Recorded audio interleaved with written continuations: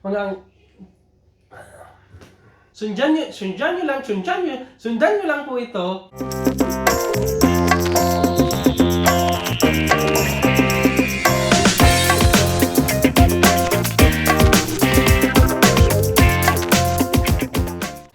Magandang araw sa inyo lahat. Nandito naman tayo sa kusina. Ang gagawin natin sa araw na ito ay isang request ng kaibigan natin sa YouTube. Siya po ay si I am Ronilyn DR. Nag-request po siya sa isang video natin na gawin naman po natin yung Biryani Rice. Yan. Shout out kay Ma'am I am Ronilyn DR. Okay. Itong version natin, version ko po to ha, ng Biryani Rice, ito gusto ng mga kapatid ko, misis ko, at ng mga anak ko. Kaya excited po akong gawin itong Biryani Rice. Sa mga hindi pa gumagawa ng Biryani Rice, sundan nyo lang po ito at tiyak magugustuhan ninyo. Tara, simulan na natin!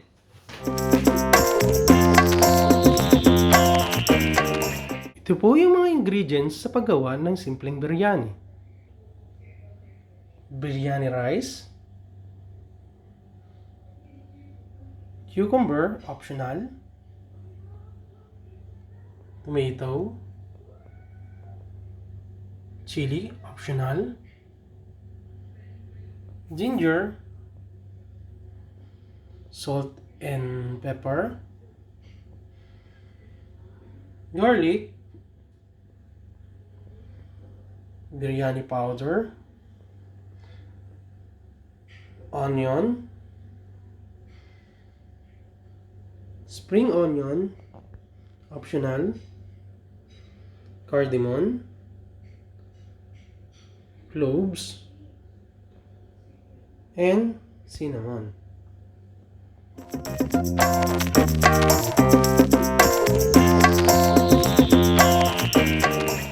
Ang una natin gagawin ay papakuluan natin itong biryani rice.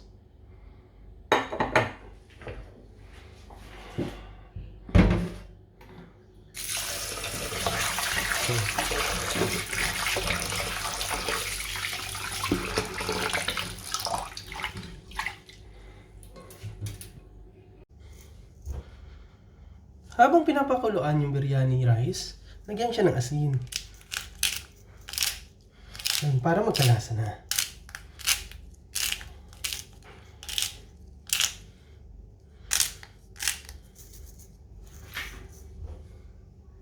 Hayaan lang siya kumulo.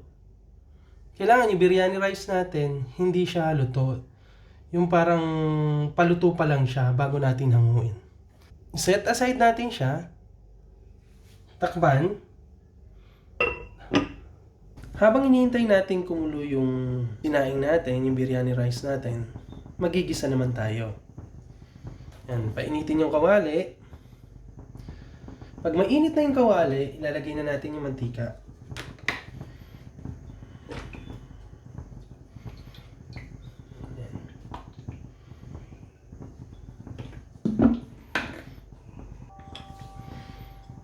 Onion.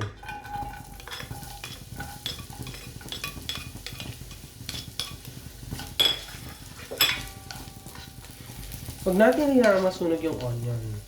Pag medyo malambot na yung onion, isunod kaagad natin yung garlic. Ngayon, isunod na natin yung garlic.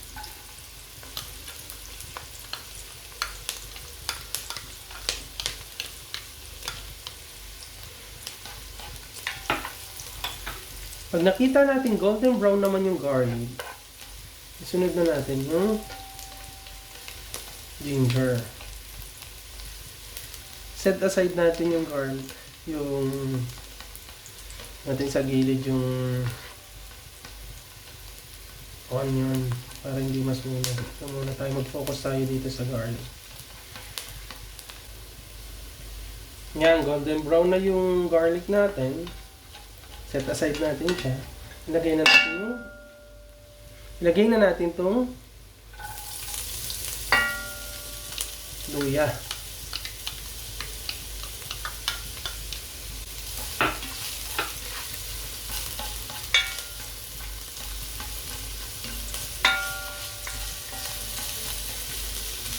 Mga ilang segundo lang itong luya, tapos isunod na natin kagad yung tomato. Okay, isunod na natin kagad yung kamatis.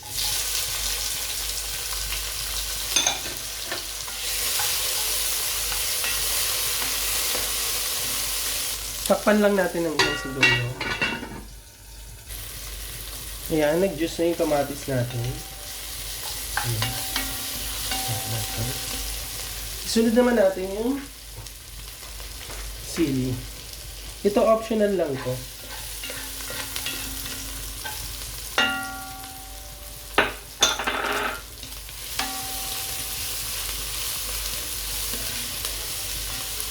Ayan, yung kanin natin, almost cook na siya.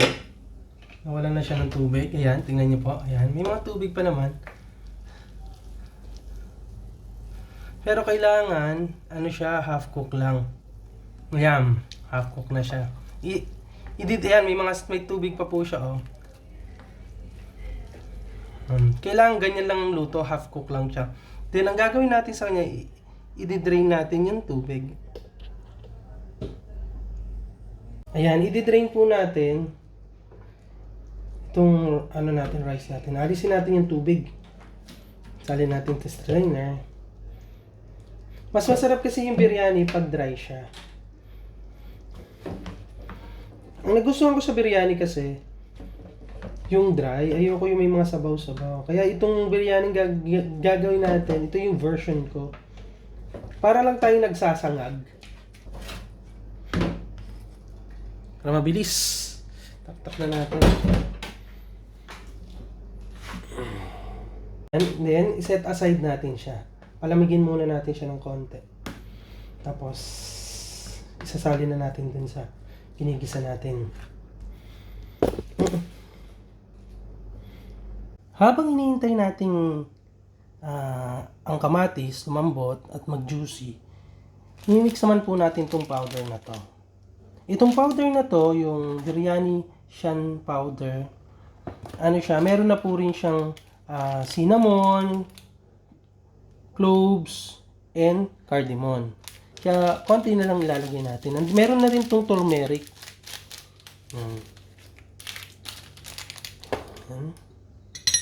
Mix po natin siya. Pero dagdagan din natin, pampalasa pa din ng cardimon,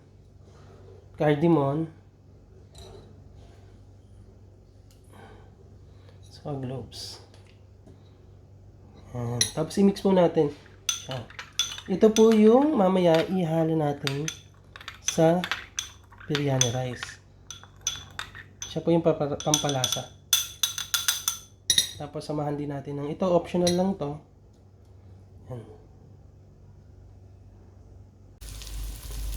Yan, okay na to. Ngayon ihahalo na natin yung kanin.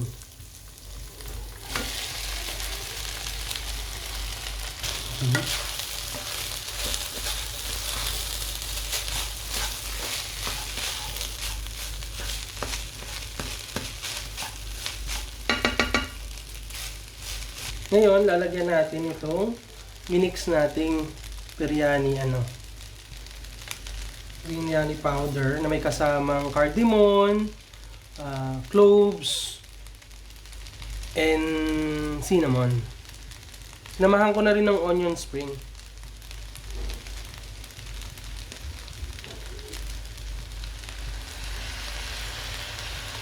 Konti-konti lang.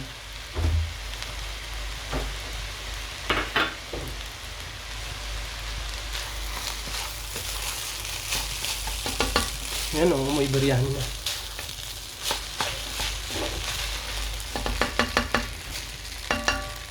Ngayon, lalagyan na natin ng pepper, pampalasa.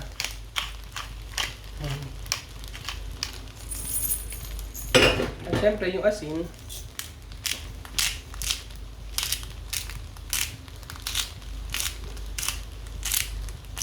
Haluin. Yung ibang version ng ginagawa naman nila, sinasama nila yung chicken. Kasi ako, ayaw ko ng ganun. Nagpiprito ako ng individual chicken, tapos yun ang sinasama ko. Ngayon, titikman natin kung okay na yung lasa.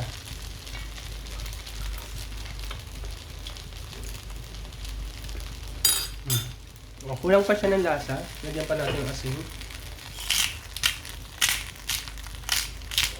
Kung gusto niyo naman po, pwedeng lagyan rin ng patis. Mahilig sa patis dyan. Yan. Ngayon ilalagay naman natin yung cucumber. Itong cucumber. Pampadagdagan na yan. Wala tayong mani or yung cashew, pwede yung cucumber. Tapos, ilang segundo lang, then, meron ka ng rice biryani. Ayan, meron ka ng instant rice biryani. Chicken or fish na lang ang kulang. Okay, ito na po yung rice biryani natin. Yung iba nilalagyan nito ng chicken, fish, or kahit ano, tayo mga Pilipino, maparaan naman tayo, pwede natin lagyan to ng meatballs, lumpiang Shanghai, no, basta masarap ka partner ng biryani rice. Okay? Thank you, ma'am. I am Ronnie DR sa pag-request mo. If you like this video, don't forget to like, subscribe, and click the notification button bell para sa mga updated video natin. Sa mga may request pa ng gustong lutuin natin, i-bake natin, pag-usapan natin, huwag po kayong mahihiyang mag-comment below. At i-share nyo na din itong video ito sa mga kaibigan ninyo. Thank you! God bless!